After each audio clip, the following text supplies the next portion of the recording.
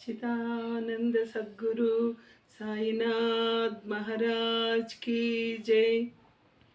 गुरुमध्ये स्थितं विश्वं विश्वमध्ये स्थितो गुरुः गुरुर्विश्वं न चान्योस्ति तस्मै श्री गुरवे नमः।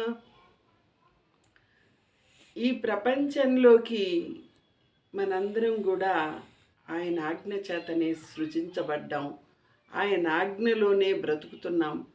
నిరంతరం ఆయన ఆజ్ఞ లేక ఆకైనా కదలదు అన్న సత్యాన్ని గనుక తెలుసుకుంటే ఈ శరీరం ఎప్పుడూ శాశ్వతంగా మనతో ఉండదు.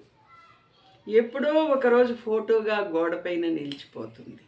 ఇది గనక నిరంతరం గుర్తుంటే, అలాగే సర్వశక్తి సమన్వితుడైన పరమాత్మ మనల్నందరినీ ఉద్ధరిస్తున్నాడని, ఆయనే మనందరం జ్ఞానం సంపాదించుకోవడానికి కావలసిన పరిస్థితులను కూడా ఆయనే సృష్టిస్తాడని, గురువులు మనం అనుకుంటే మనం అసలు అనుకోలేం, మనం గురువుల్ని గుర్తించను లేము.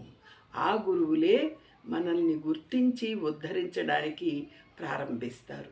ఈ దేశంలో ఏం కావాలా, ఎలా బ్రతకాలా అన్న నిర్దేశం ఆయనదే. ఒక గరికిపాటి, ఒక చాగంటి, ఒక సామవేదం, అలాగే వర్ధిపర్తి గారు, ఇలాంటి ఎంతోమంది ప్రవచనకారుల్ని, వాళ్ళు అభ్యసించిన జ్ఞానాన్ని మనకు అందేటట్టు చేస్తుండేది కూడా మన గురువే. అలాగే మనం అనుకుంటాం ఏదో మనం చేస్తున్నాం, ఏదో మన వల్ల జరుగుతుందని. ఏం లేదు, మన జీవితం మొత్తం ఆయనదే. ఇది మన అనుభవంలో గుర్తించామంటే నిజంగా మన జీవితం సార్థకమవుతుంది. నీవు మానవ జన్మ ఎత్తిన మనం అందరం కూడా ఇది అశాశ్వతమైన దేహమని, మనం ఎప్పుడో ఒకరోజు ఈ శరీరాన్ని వదిలేయాలన్న విషయం నిరంతరం కనుక మనకు జ్ఞాపకం వస్తే ఈ జీవితం ఎంత అద్భుతంగా ఉంటుందో కదా. ప్రతి క్షణము మన జీవితం నిజంగా ఆశ్చర్యకరంగా ఉంటుందన్న విషయం ఒకనాడు అనుభవానికి రాదు, కానీ అనుభవించే కొద్దీ దాంట్లో చాలా ఆశ్చర్యకరమైన విషయంలో బ్రతుకుతున్నామని తెలుస్తుంది.